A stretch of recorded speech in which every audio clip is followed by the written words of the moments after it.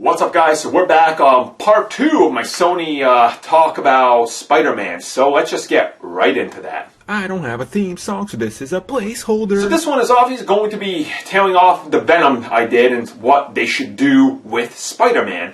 Now, to me, there's one clear-cut thing. If you guys watched the Venom video, you'll know I'm not in favor of that. I think that's a dumb idea. I think that's completely useless. That's a bad way to take it. It doesn't make any sense. Why would you do that? But now we're at, where does exactly Sony go? They're probably sitting there going,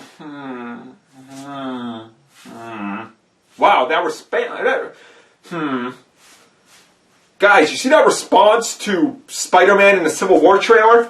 Notice that people were more excited for 2 seconds of him than they ever were for any Spider-Man movies since Spider-Man 2? Makes us think, right? What should we do? So here's what you do. You continue your deal with Marvel. You continue producing the CG films, right? CG films over here. Marvel version over here. You guys keep producing, though. Every 3 years, I think they got to get a movie out. Keep doing that with Tom Holland. Bring Venom into that. That's great. Bring him in. I talked about it in the last video, how it's like an important relationship to have Venom with the Spider-Man we know. But Sony still has to produce money, right? They need money. They want money. They got Spider-Man. So what do? Well, how about you be ballsy? Right? How about you be ballsy? You take a stab in the dark and you really just go out there. You say, you know what? Screw conventional thinking. Screw being confounded to this one bad, notion that Sony can't do anything right, that Sony isn't ballsy, that everybody's saying, which happens to sound like it's true. And we do something ballsy. And imagine they come out at, let's say, San Diego Comic-Con this year. They're going to come out and Sony's going to go, all right, guys, we're canceling Venom. Screw that. We're going to do Venom the right way. But 2099 logo pops up on the screen and they go, we're going to the future. The internet would explode with reactions to this news. First positive right there. Everybody's talking about Sony going, holy crap, can you believe they're going to do this? How's this going to work? Is Spider-Man going to be Miguel O'Hara? Is this going to tie to the MCU? Is this the future? What is this, an alternate universe? All right. So then you come back a couple months later, you announce the director, and you give a plot synopsis. All right. 2099. You've seen it in the comics. It's coming in real life. Here's your new Spider-Man, Miguel O'Hara. The age of heroes is over. You've seen the heroes rise and fall. It's time for a new age to begin. Okay, all right. So it's kind of pseudo in the MCU, right? Because they could go in there. They could have, Miguel O'Hara starts the movie and, he's looking through history, archives. There's a giant statue of Spider-Man in New York City. Alchemax in the distance. The remnants of the Daily Bugle. Maybe they work out a Marvel deal and there's a monument to the Avengers Tower. It's just there. The Age of Heroes is gone. Okay, that's great. We got a basis, right?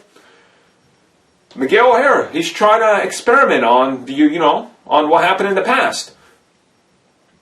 Works himself in, and he ends up getting the pseudo spider powers he gets, different from Peter Parker, but he ends up recreating it. He can now swing. Maybe you work in that all this future tech, the reason he has the suit and everything, maybe he did get help from a certain, Iron Man. Hey, you can tie this in. Maybe you don't even have to. Maybe you can make this a standalone franchise that's unrelated to everything, but just think about it. You're setting it far enough in the future that it's completely new to us. So if they want to go and change any familiar character any way they want, no one is going to complain. Because as much as fans of comics like 2099, let's be honest, the average person has no idea that character ever existed or what the hell they're about, right? It's a small percent that knows who Spider-Man is, that knows who 2099 is. If I was to go, and this is how I base most of my reaction, if I'm to go and hang out with 20 of my closest friends, right, and their spouses and stuff, and I go, hey guys, who's your favorite Spider-Man? They'll all say Peter Parker, right, because that's the one. A few will be like, oh, that new kid, that was the Miles Morales, and they'll be like, yeah, that's the one, he looks really cool, I like what they're doing there. And if I'm to go, whose favorite is Miguel O'Hara? One is going to go, was he in the game with the dimensions? And I'm going to go, yup, that's him. And that's the thing. you're going to give audiences something fresh and new. We're in an age where every single thing is remade constantly. There is a remake. Let me explain this to you. There is a remake to Cabin Fever.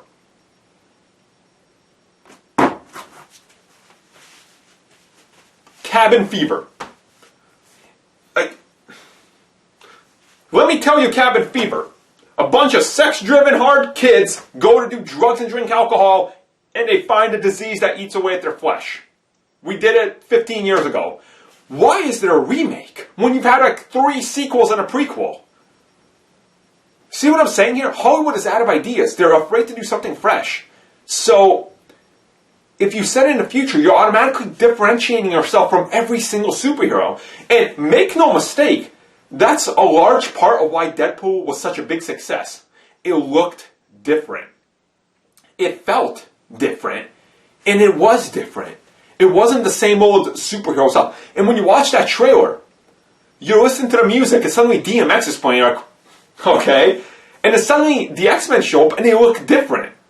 And Deadpool is different. He's talking to you. His costume is different. His mannerisms are different. His weapons are different. He's killing people. He's doing different stuff. Just imagine a trailer. Like, here, let me pitch you the reveal trailer and tell me how hyped this would be. So, like, the reveal trailer starts, right? And it's modern day New York. That's the landscape we're looking at. And suddenly it zooms in, right? It's zooming in from afar, from like across the river. It's zooming in. And we suddenly see a web. And then we pull back from the building, let's say like the Empire State Building, right? And we see a shadow swing by. And then maybe something pops up, like, you know the legend. Okay, Spider-Man, I see what they're saying, right? Because we saw the shadow, we know what it is. And then the camera just starts pulling back. Now, as it's pulling back, it pops up like a logo that says 2016. Okay? So this year, maybe, I don't know, what are they saying? And it starts pulling back slowly. Slow pullback, right? And suddenly, we see buildings slowly rising. We see a new building, a giant mega tower pop up, and it's still pulling back, and it's like 2030. Okay? 2050. And we see a giant Alchemax pop up in the distance. We're like, wait, what? And then we see the Daily Bugle, kind of the logo just like dims. And we're like, wait. Then we see like maybe the Avengers Tower, right? The lights get shut off permanently. And we're just like, what the hell is happening? And then pulling back. 20, 97, 98, 99 stops. Flips around in some sort of, the Transformers, like robotic flip. Spider-Man. And then it's all neon in the distance. That's all you need. Automatically, everybody understands your concept. Every single person understands what you're doing. That's your reveal trailer. That's the money. That's why everybody's freaking out over, because the internet would just be in love with this. So, you can retell. You don't even have to follow the comics, right? You can just retell crazy stories on, you're back, yeah, people like Dr. Octopus when we did them in 2, right? What if I don't know, just a sequel to Raimi's? Sure, let's do it. Sequel to Raimi's. We have a great-great-grandson of frickin' Alfred, of Molina. There we go. And he's from they can show a picture of being like, oh, this was my grandfather. He was Doc Ock. I'm going to try to recapture his glory. I go nuts. Why not? You can do whatever you want, and you can still throw it back to the old franchise. You can literally say, it's the future of the Raimi franchise. And no one's going to question you, and people will jump right on board. It's that easy. I mean, it really confuses me that Sony is opting to just do the formula with Venom and do nothing fresh. All we want is something fresh, but we can't seem to get it. And why?